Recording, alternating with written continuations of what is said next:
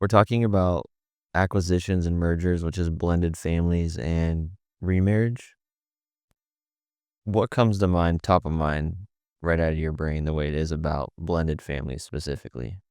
Blended families tend to struggle a lot because when you're married, you create a culture with that person. Your kids grow up in that culture.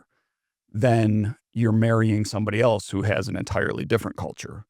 You put them together, and trying to make that successfully blend doesn't just happen. I know a lot of times when we bought other companies and tried to integrate them, we would lose a lot of the good people because it wasn't an easy transition to just come in. And us being a huge company, we'd buy these smaller companies and they were used to just operating in their culture, which was a small business culture. You could make decisions quick, you could do things easily, but we would come in and put our structure in, and it would really make it difficult for those people to come together and work as one team. So it's the same when you get remarried. You're now blending a family and you have co-parenting issues. The kids go back and forth. It's depending on your schedule, what the pickup rate is, how often you have the kids. A lot of the times mom will feel mom guilt because I'm not with my kids full time. People often parent from guilt and they feel bad that they got divorced, so they will stop parenting the way they would had they stayed in a marriage because they feel guilty that they broke up the home. So there's a lot of dynamics going on. And the parent oftentimes will get remarried quickly and they've done nothing to heal themselves from the divorce. When a relationship ends, you have to grieve it the same as you would the loss of a family member. A relationship ends, there is a grieving process. You have to go through it. You have to feel it. You have to deal with it. You have to do that post-mortem analysis of why didn't it work? What do I need to work on so that when I'm in a marriage again, I can be better? In the book, go back to chapter 1.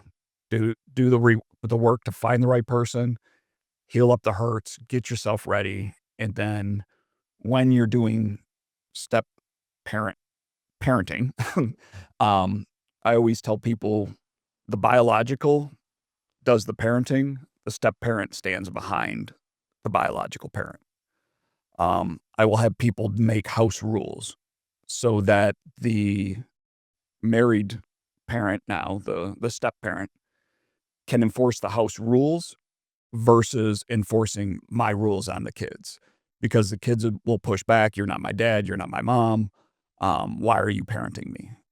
And if you have a meeting and I tell them to do the family meeting, you sit down with all the kids.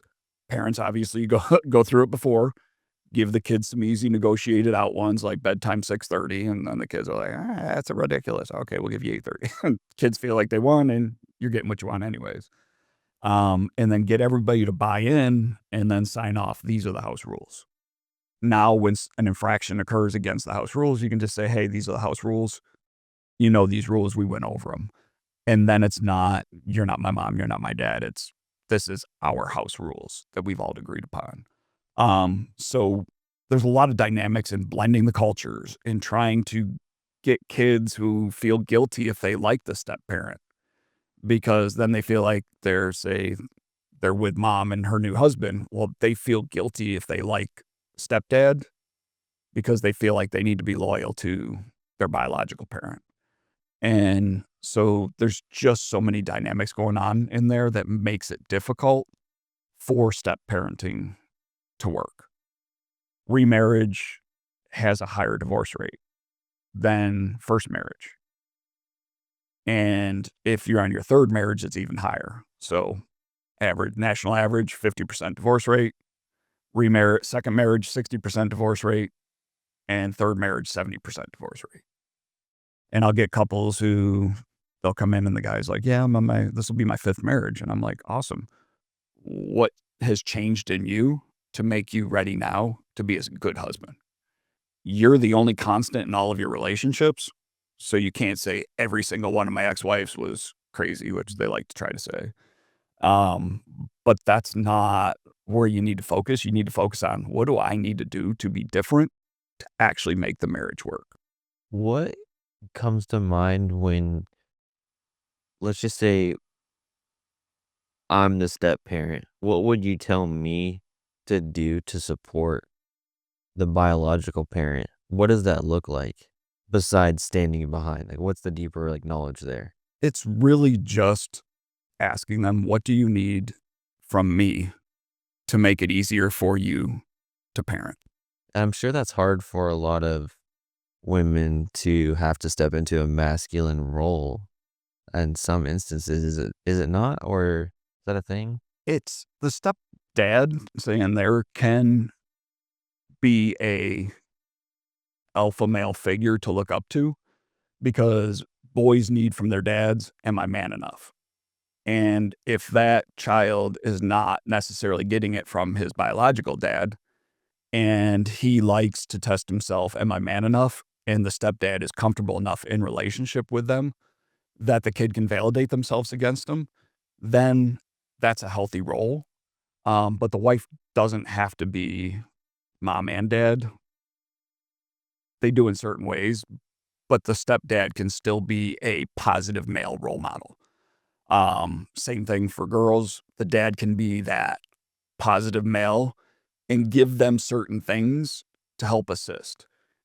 If a child has two positive male role models, the bio dad and the stepdad, that's a great benefit because now you're getting a even more input, even more validation, even more love. So it can be helpful to them. But a lot of times the ego and pride kicks in, and the parent will try to enmesh their children against the step parent because they feel bad because now my kids like the stepdad better than they like me. And it's just this constant turmoil.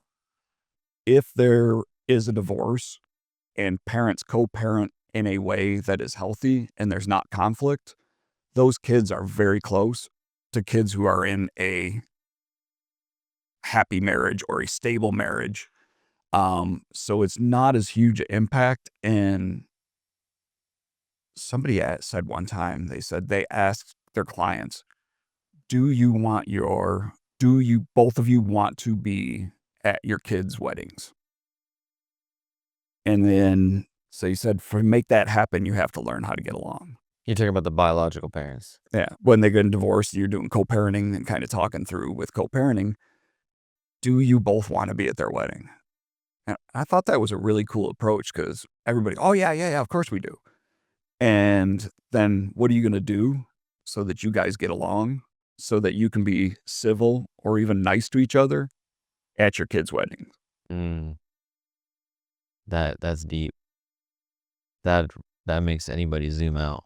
And if you didn't do conflict well in marriage, if you don't change anything, you're not going to do it well in co-parenting. Yeah, it'll be just as hard. There's more I want to dig into on the blended families. What would you say to uh what would you say to a step parent that has really good intentions and is eager to step into their step kid's life, but they're not confident that they even want to receive that from them?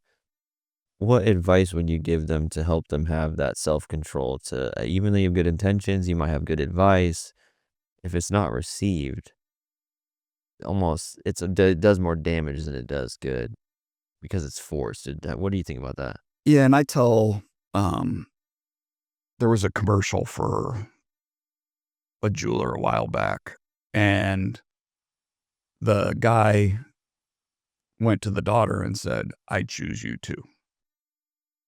Because when you're marrying somebody, you're choosing the spouse and their children. And kids often feel like they're a burden or an impediment to a new relationship. And if you're marrying a mom of 3 kids, you need to let those kids know, I'm not just choosing mom, I'm choosing each of you. And really treat them in a way that makes them feel valued, cherished, honored, part of something that you're creating, not just I'm marrying your mom and, oh, by the way, you come along with them and I'm really not going to pay any attention to you.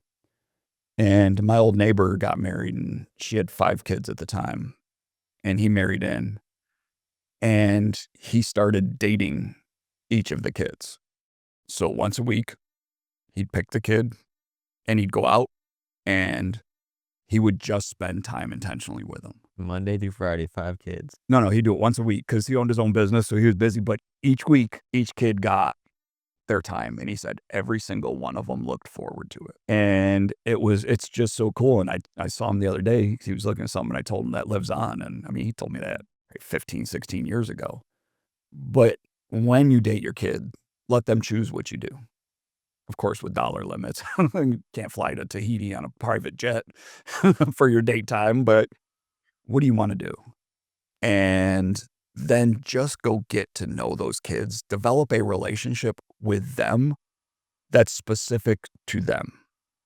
Each child has their own disc personality. They are introverts, extroverts. They have their own love language.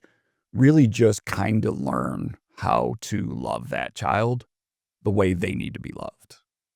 And if you can do that and effectively be a positive role model, male or female, you're going to give those kids something great and help them heal from that divorce.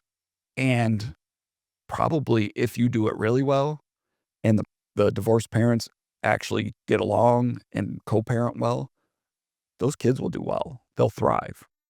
And that, I think, when you're marrying somebody with kids, you have to be very intentional. I'm not just marrying mom or dad. I'm marrying all. And I'm going to do everything I can to be successful for all of them, not just for me and mom.